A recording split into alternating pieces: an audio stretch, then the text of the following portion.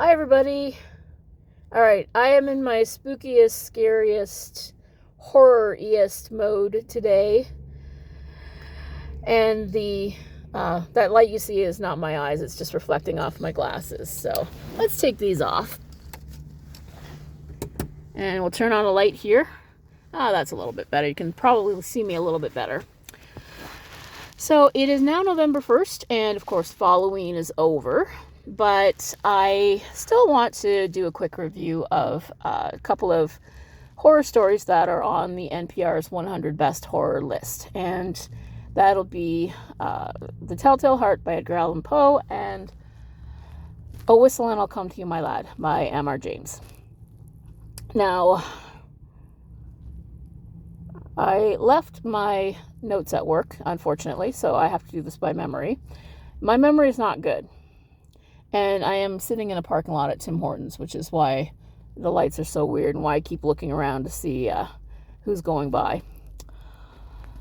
So, first the Poe story, which was one that I liked the better of the two. I was actually going to read 3 stories, but I didn't get a chance to read the third, just because I was at work and it got busy because it's Monday morning and everybody likes to call in sick on Monday morning because, anyway, not important.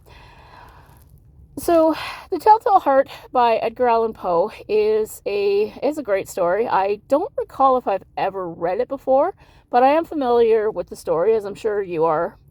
It's about this guy, or the unnamed protagonist, could be a woman too.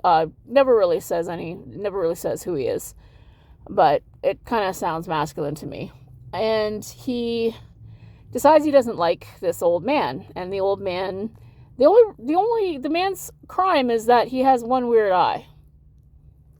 Calls it a vulture eye. And it's, clearly the guy's blind in one eye. It's all like fogged over and blue. And so the protagonist doesn't like this guy because he has one weird eye. So he decides he's going to kill him. So every day for a week, he sticks his head in the door and stares at him. And then he puts in a lantern that lets just enough light to shine on this guy's one eye. Which, okay, let's annoy the guy to death first. So after a week of this, he finally opens up the door, decides to kill him. And it's so much better than the way that I'm describing it, because it is just it's this really suspenseful, really nasty little short story. But after the guy dies, the protagonist keeps hearing this tick, tick, tick, like a watch wrapped in cotton, tick, tick, tick, tick. And he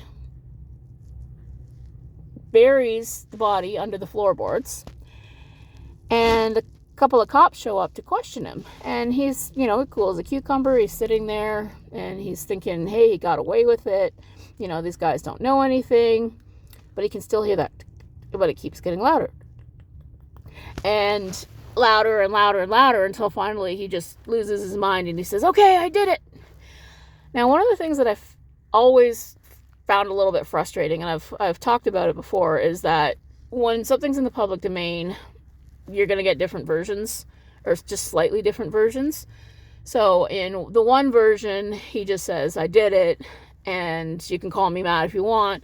And then in the other, he says, well, how is it that it's still ticking? So I'm not sure what the official was, the official ending, what it was when it was first published, but that's, you can pick either. And I think the one that from the Poe Society was not the one where he says it's still ticking. And anyway, it's a suspenseful read, and it also really demonstrates that horror works so much better not much better, but it works so well in the shorter form, because you don't have a lot of room for anything but that visceral reaction and that immediate response to a problem. This is happening. This is how you're going to respond. Boom. And Poe was pretty masterful storyteller. So the other one that I read was Oh Whistle and I'll Come to You, My Lad by M.R. James. And M.R. James was a British horror writer who specialized in short stories, especially ghost stories, and this one's no exception. So the story is about this Cambridge professor who goes on a retreat to a seaside resort, and he goes golfing, and he does all the things that you do. And while he's walking on the beach, he comes across what looks like some kind of stonemason ritual circle something, and he digs up an artifact, and it looks like some kind of pipe. So he takes it back to his room. He forgets about it, and then goes back to his room. He forgets about it. He goes play some golf. Goes back to his room, and he's looking at it, and it appears to be a whistle. So he cleans the crud out of it. Doesn't wash it, by the way. Puts it in his mouth. Who knows how long this thing's buried or what's on it, but pretty soon that'll be the least of his worries, I guess. Germs. And he blows it just to see what'll happen. Oh, and another thing was somebody was kind of following him along the beach, he noticed, and but the person never quite got any closer. So he doesn't think anything of it, and it's kind of a pleasant sight, or sort of a pleasant sound. And then the second sound is a lot, louder. And then the wind picks up, and there's a storm.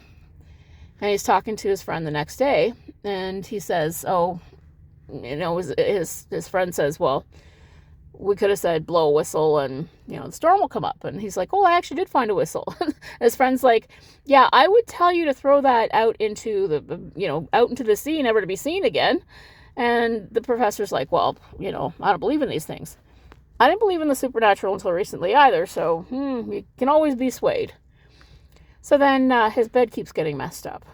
And then he goes back to his room, and then he gets attacked. It's way scarier and freakier than it sounds, but he gets attacked by some kind of linen monster. And his friend pulls him out of the window just before he, gets tossed out into the sea. And then they decide to throw away the whistle, and everything's okay.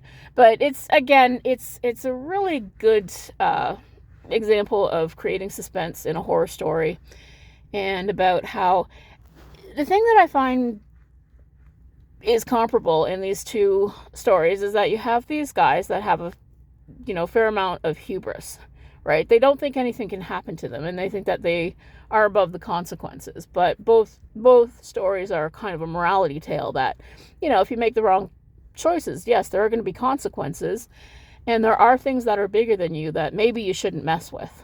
So, sorry, I am waiting for somebody, that's why I keep looking around. So The Telltale Heart by Edgar Allan Poe, and A Whistle and I'll Come to You, My Lad by M.R. James. Really fun read for Halloween. Suspenseful horror stories, short stories, part of the NPR 100 Best Horror list. And it's FALLOWEEN. Hope you're reading lots of great horror. Have a great day.